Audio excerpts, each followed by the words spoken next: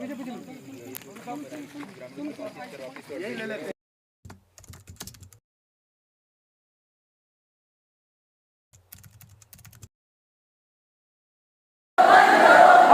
के नरसंहार बंद करो।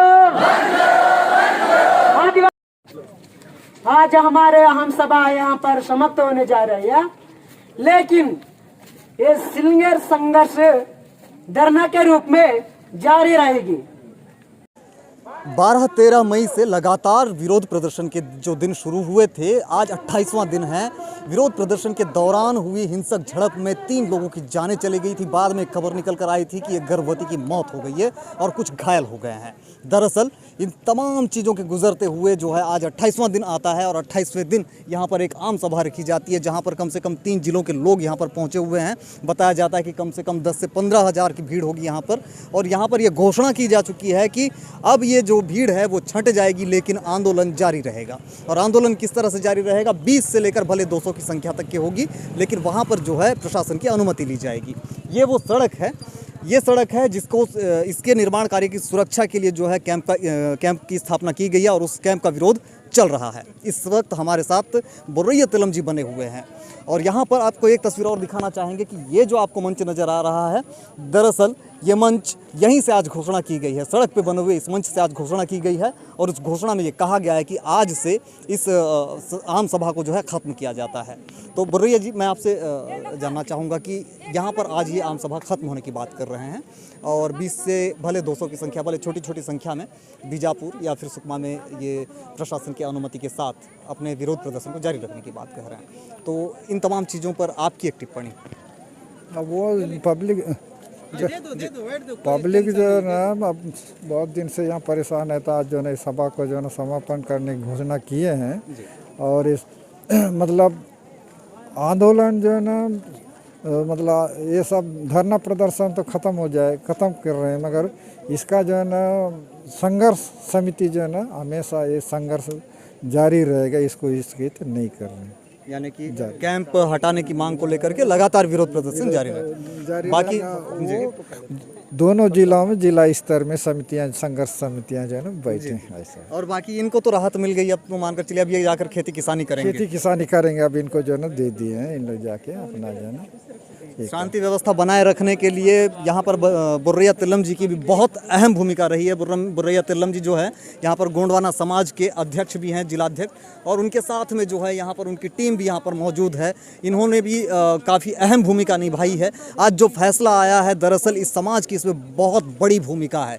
यहाँ पर आज जिस तरह से फैसला लिया गया है, ये भीड़ आपको जो नज़र आ रही है, यहाँ पर एक बूढ़ी स्त्री आपको नज़र आ रही है, यहाँ युवा नज़र आएंगे, किशोर नज़र आएंगे, ये तमाम लोग जो है यहाँ पर जिस तरह से विरोध प्रदर्शन कर रहे थे, ऐसा लग रहा था कि ये दिन ब दिन और उग्र होता जाएगा आंदोलन। लेकिन यहाँ पर लगभग 5 दौरों की बातचीत के बाद, जहाँ पर 2 बार जो है प्रशासनिक स्तर पर बातचीत की गई, उसके बाद यहाँ पर सरकार की आधी टीम, यानी कि बस्तर की धुरी माने जाने वाले बस्तर से पूरी की पूरी राजनीतिक टीम यहाँ पर पहुँच गई थी। उसके बावजूद समस्या का कोई हल नहीं निकल रहा था और अंततः जिस तरह से आज ये फैसला लिया गया है और इन्होंने यहाँ पर इस बात को कहा है कि अब जो है इनका विरोध प्रदर्शन यहाँ पर, ये आंदोलन यहाँ पर ख़त्म होगा, ये भीड़ यहाँ से छटेगी, लेकिन विरोध प्रदर्शन जारी रहेगा कम संख्या में, चाहे वो बीजापुर ज़िले में हो या फिर सुकमा ज़िले में हो। देखने वाली बातें ये होंगी कि अब ये आंदोलन किस तरह से अपनी करवट लेता है या फिर किस ओर रुख मोड़ता है। और दूसरी बात ये कि सरकारें अब किस तरह का कदम उठाएंगी, क्योंकि इसी आंदोलन से एक बड़ी बात निकल कर आई थी कि फोर्सेस के जवान जब कभी जंगलों का रुख करते हैं, जब कभी वे किसी मिशन पे या फिर किसी ऑपरेशन पे निकलते हैं, तब जो है ग्रामीणों के साथ मारपीट करते हैं, उनके साथ बुरा बर्ताव करते हैं, जिसके कारण से इस कैंप का विरोध करने की बात की जा रही थी।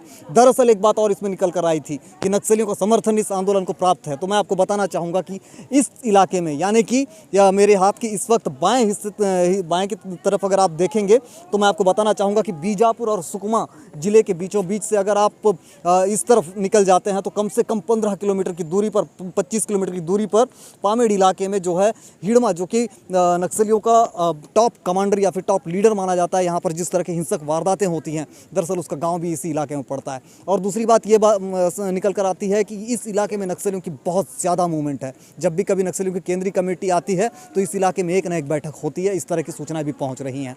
तो यहाँ पर कहीं ना कहीं सरकारों के हाथ में भी एक चीज़ निकल कर आ रही है कि सरकारें चाहती, हो सकता है कि जिस तरह से एक जानकारी और हम आपके साथ साझा करना चाहते हैं। आपको एक तस्वीर इस तरफ की दिखाना चाहेंगे।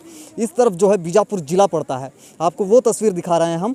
यहाँ से जब हम बाएं तरफ, जिस तरफ हमने आपको हिडमा के गांव की एक लोकेशन जो आपको बता रहे थे, इसी इलाके में जो है 22 जवानों की जान चली गई थी। जब वो 22 जवान उस मुठभेड़ में मारे गए थे, बताना चाहेंगे कि उसके बाद जो है गृह मंत्री इसी रूट में, जैसे यहाँ से मानकर चलिए कि आपके ज़्यादा से ज़्यादा 15 किलोमीटर की दूरी पर एक गाँव है बासागुड़ा, वहाँ पर आए हुए थे वे। और वहाँ पर जवानों से बातचीत करते हुए उन्होंने कहा था कि इस इलाके से समूचे नक्सलवाद का नामो निशान मिटा दिया जाएगा। और उसके बाद से जिस तरह से इस सड़क के कार्य में तेजी लाई गई है, वाकई ये देखने गौरतलब बात है ये कि उस घटना के बाद से जैसे ही अमित शाह यहाँ पर पहुँचते हैं और केंद्रीय गृह मंत्री हैं वे, और यहाँ पर आके वे बयान देते हैं, जगदलपुर संभाग में जो है उन्होंने इस बात को कहा था कि नक्सलवाद पर अब जो है आर या पार की लड़ाई लड़ी जाएगी। और वाकई इसके बाद जो है यहाँ पर कैंप की स्थापना किया जाना, और उसके बाद ये जिस तरह से बातें निकल कर आ रही कि नक्सलियों का गढ़ है, नक्सलियों के गढ़ में कैंप खोला गया है और यहाँ पर जो है इस सड़क के कार्य को पूरा करना है।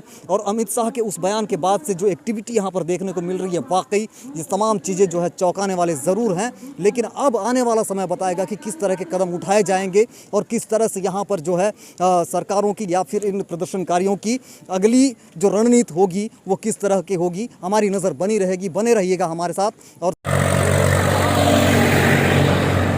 आम सभा में घोषणा के बाद प्रदर्शनकारी अपने अपने गांव वापस लौट चुके हैं।